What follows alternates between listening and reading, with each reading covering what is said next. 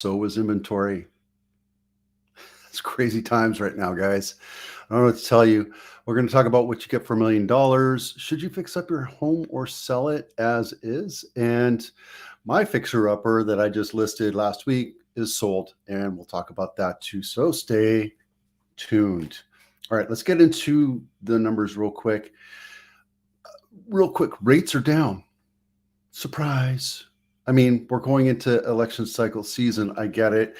Now, some newscasters will say that it's not as a result for that, but why did they keep it up in so painful for so long? Yet the market commanded that we still bought houses and the inventory still, the economy still did well, right? So I call baloney on it's not political. I think it's totally political. But again, there's no real push and shove of what's going on. The good news is rates are coming down. We're down to 6.8, 6.7, depending, unquoted. But that also means that we have another 8 million buyers that enter the market. So competition goes up, which means when there's more competition and low supply, because we'll talk about supply in a minute, we have more competition, supply stays steady, prices go up. Economics 101 or 102, can't remember, but I mean, basic, right?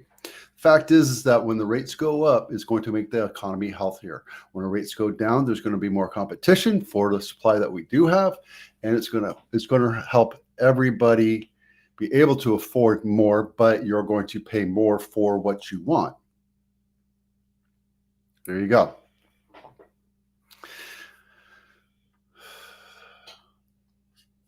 Where's this? What's this? We're not getting to that one yet. So just to show you real quick, let me bolt this over here so you can take a look at it. Let me move me over to there. See, nice. So you look at these numbers right here. This is what it was in 2016, 2018, and these are seasonal, right? So you're looking at December, January. Yeah, well, we just didn't know. We're in a free fall of inventory. And then December, January, well, actually, that was right in April when we started seeing the market kind of turn. And then January 22, this is April right here, 22 last year when we saw the peak of the market. Inventory crashed. And now we're down to, we're still not where we need to be. Like I said, we need to be at a million units or 1.2 units to make it a fair and equitable buyer's market. And even then there'll still be competition, but at the same time, we're so far below. We're at 750,000, 754,000. There you go. We don't have enough inventory, and we'll talk about local inventory in a minute. It goes to selling this thing right here, this fixer upper. It's less than 1,000 square feet. Should you fix up your house or sell it as is? Now, there's no definitive answer. It's really what you are ready to do. And if you have the means and if you have the people behind you to help fix up your house and the desire. Now, are you going to make more money off of a house that is completely fixed up versus an as-is house? Yes. But let's say your house is worth, I don't know, $1 million. And then you put $100,000 into it, and then you make 1.15 on top of it. Your ROI on that 100,000 is 50% or $50,000. So that's up to you. I mean, it really is up to you. Now, let's say that you don't sell it or fix it up and you sell it for $700,000. I don't know, like this one right here. You don't do anything to it. Yeah, we're actually going to fix a couple doors and a window. They're on order, but $700,000, we had 15 offers in hand and it went for almost 20% over. So you do the math.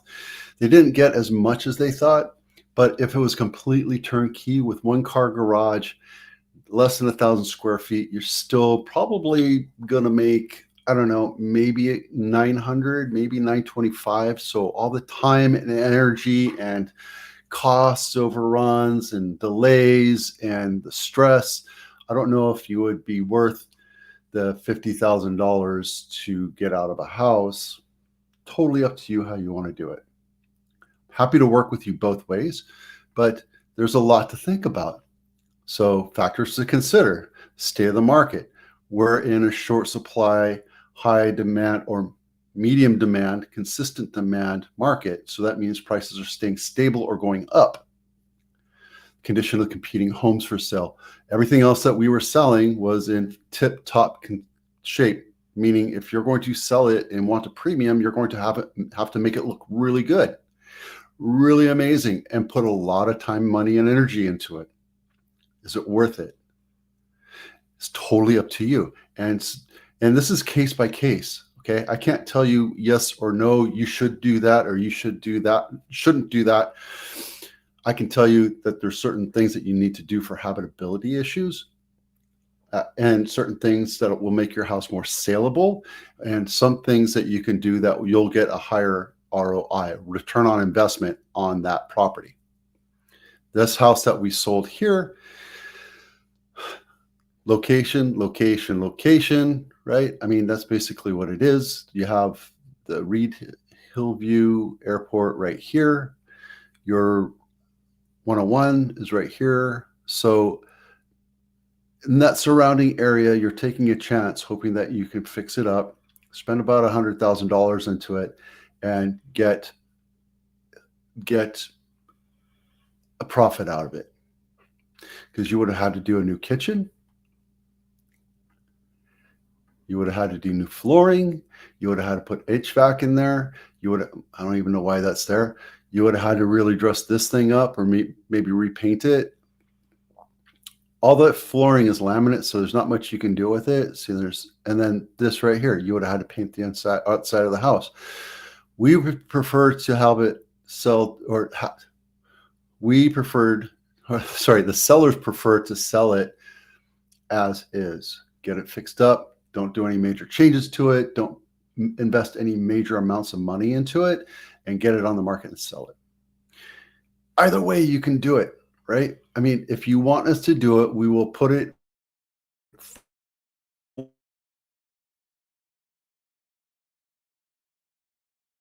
two or 3 months. You're like, well,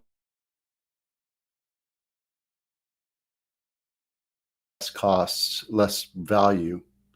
And when you work with contractors, you want to make sure that they do the right thing and not the quick and easy way. You want to make sure that they do it the right way.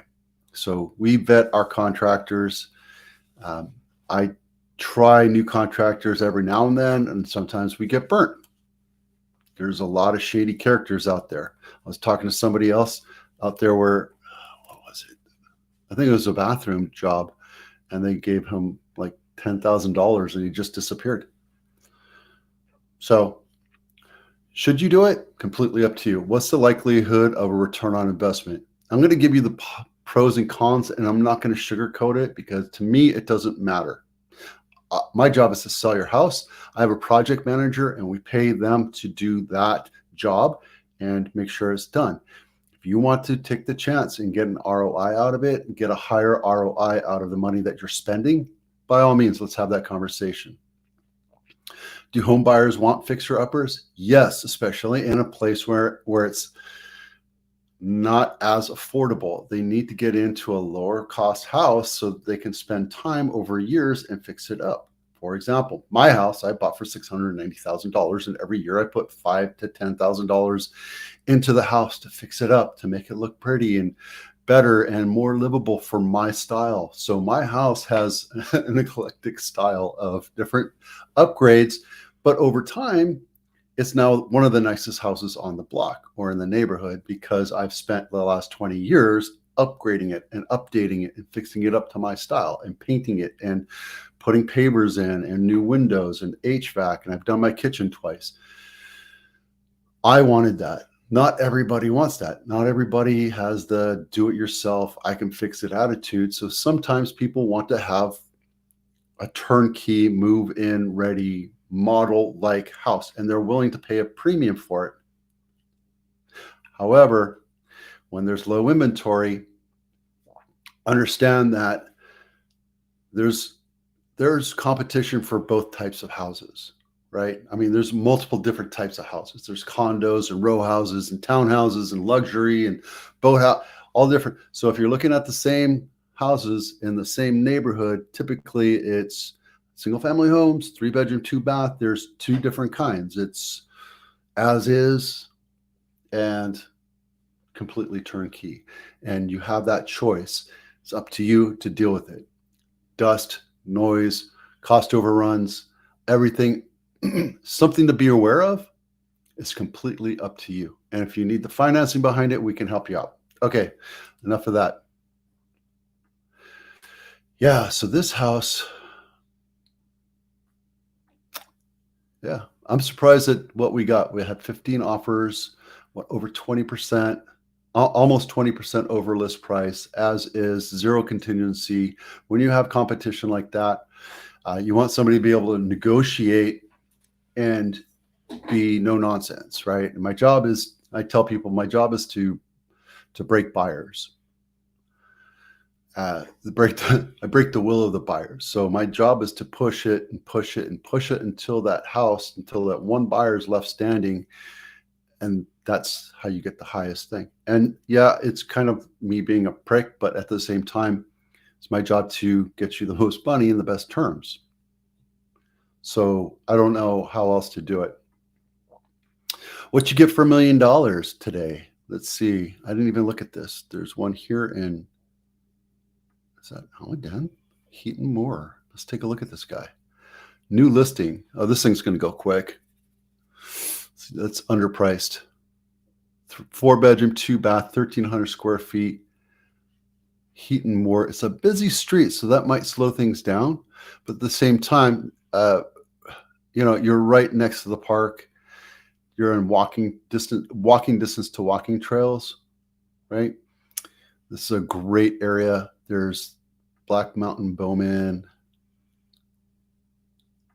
If you're into archery, right over here. There's all sorts of things you can do. At 1.3, yeah, this thing's going to sell pretty quick. And look, it's a pretty house. Let's open this thing up so you can take a look at it. When I say this one's $1 million right now, rest assured that this is priced accordingly. I could tell you this one's probably going to go 1.3, 1.25, 1.3, maybe one. I mean, you never know when people come up and go 1.4 because that's what the value is. See, the list price is just a starting price. And if you have it overpriced, it's going to sit on the market. Buyers are not stupid. They know how to find houses that are good values and good buys. And it's kind of like Little League soccer, where if you have the ball over here, everybody rushes over there and fights for the ball. They don't play position. And that's how Little League soccer is. But sometimes there's a ball that kind of dribbles on the field and gets left behind. And those are the ones that I like to pick off. Everything is kind of doing nothing great. San Jose had a major drop in inventory. I think they're just because people are buying it. Nothing else is going on crazy. We're still in good averages all the way across the county. Palo Alto is low. Mountain View is low. Morgan Hill is low. So everybody's kind of tucking in for the season, but buyers are still out there. I have 15 buyers on my house, on my listing. So I wanted to point out Cape Coral in Florida is crept up to almost 6,500 houses for sale. It's the time for people to sell houses there.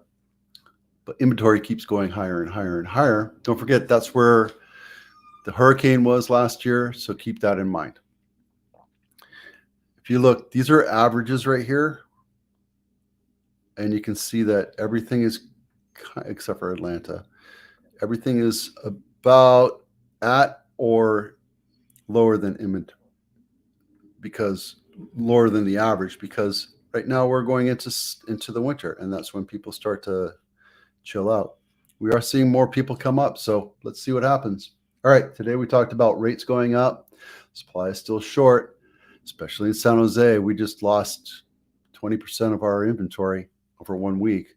That's probably because they went into sale and people are holding off because we're going into Christmas.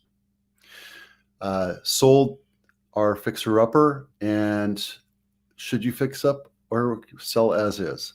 I'm Vito with Abitano. We'll see you out there.